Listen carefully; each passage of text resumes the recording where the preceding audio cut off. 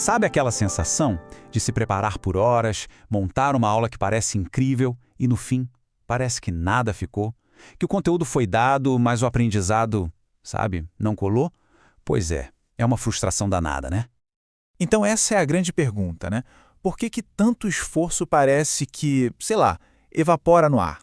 É justamente essa frustração, essa ideia de que o ensino às vezes não gruda, que a gente vai investigar agora. E se o problema não for a paixão, mas o método? A ideia aqui é simples, mas é muito poderosa. Ensinar não é um ato de mágica, é ciência. Pensa bem, um agricultor não sai jogando semente ao vento e torcendo pelo melhor. Não, ele segue leis naturais. E a mente humana, gente, também tem suas próprias leis. Ignorar essas leis é como, sei lá, tentar plantar em cima do asfalto. Mas a boa notícia é que existe um mapa para isso. São 7 leis naturais que, quando a gente segue, o ensino se transforma, e é sobre elas que vamos falar. E para organizar tudo isso, a gente pode pensar nessas 7 leis em 3 grandes momentos. Primeiro, a fundação, que é o trabalho de quem ensina.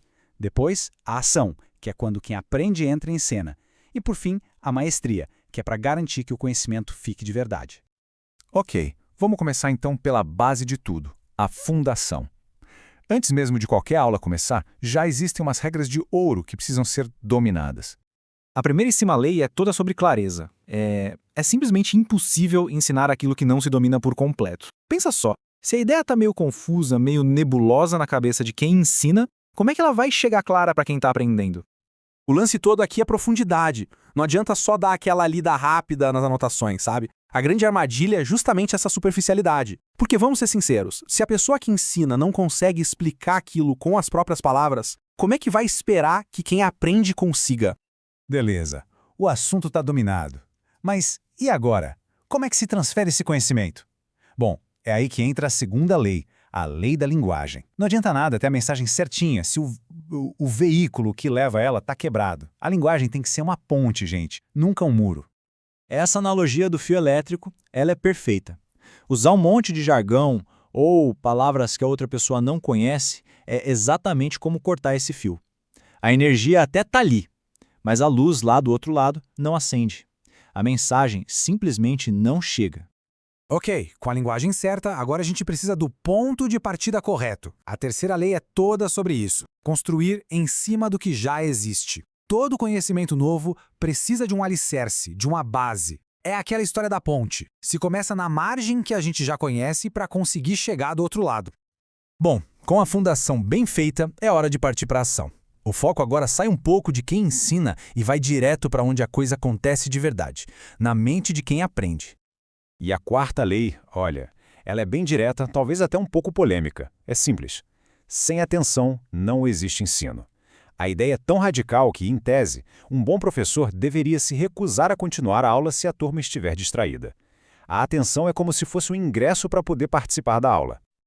Então, de um lado, a gente tem o ideal, a mente da pessoa que está aprendendo, ali ativa, engajada, e do outro, a armadilha comum, o professor falando sozinho, basicamente. A lição aqui é muito clara. A atenção é a porta de entrada. Se essa porta está fechada, não adianta, nada entra. A quinta lei vem para redefinir o que a gente entende por ensinar. Não se trata de encher um balde vazio, se trata de acender uma fogueira. Quem ensina não entrega a verdade prontinha, de bandeja, é um guia, alguém que ajuda o outro a descobrir o caminho por conta própria. Por exemplo, chegar e simplesmente afirmar um fato. Entregar a resposta pronta, sabe? Isso não funciona. Isso gera um conhecimento que é passivo, que a gente esquece na primeira esquina. A mente não foi provocada, não foi desafiada. Agora, e se, ao invés de dar a resposta, a gente fizer a pergunta certa? Ah, aí tudo muda! Uma boa pergunta é a chave que liga o motor do cérebro. Ela tira a pessoa da plateia e coloca ela como protagonista do próprio aprendizado. Isso nos leva direto para a sexta lei, que define o que é aprender de verdade. Não é só ficar sacudindo a cabeça e concordando. O aprendizado real, aquele que fica, só acontece quando a ideia se torna sua, a ponto de a pessoa conseguir explicar aquilo com as próprias palavras.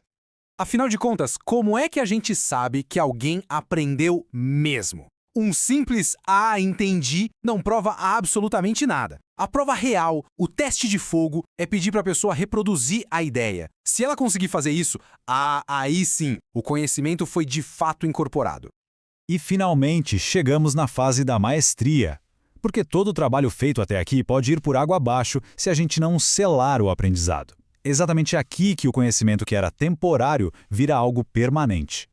A sétima e última lei é o ciclo que amarra tudo. É um passo a passo. Primeiro, revisar o que foi visto. Depois, refletir sobre como aquilo se conecta com outras coisas que já se sabe. Em seguida, reconhecer a importância daquela ideia. E por último, o teste final de novo. Reproduzir o conceito. Sem passar por esse ciclo, a memória falha e todo aquele esforço se perde.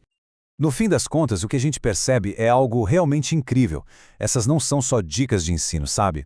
Elas são, na verdade, as leis de funcionamento da nossa própria mente. E é exatamente por isso que elas funcionam. O objetivo final, então, é dominar essa que é, de fato, a mais nobre das artes, transferir pensamento e verdade de alma para alma. Porque quando a gente entende e aplica essas leis, o ensino deixa de ser aquele esforço frustrante e se torna o que sempre deveria ter sido uma arte que dá frutos para sempre. Curta, comente e se inscreva. Vamos juntos buscar na verdadeira fonte, a palavra de Deus. Lições da fonte EBD.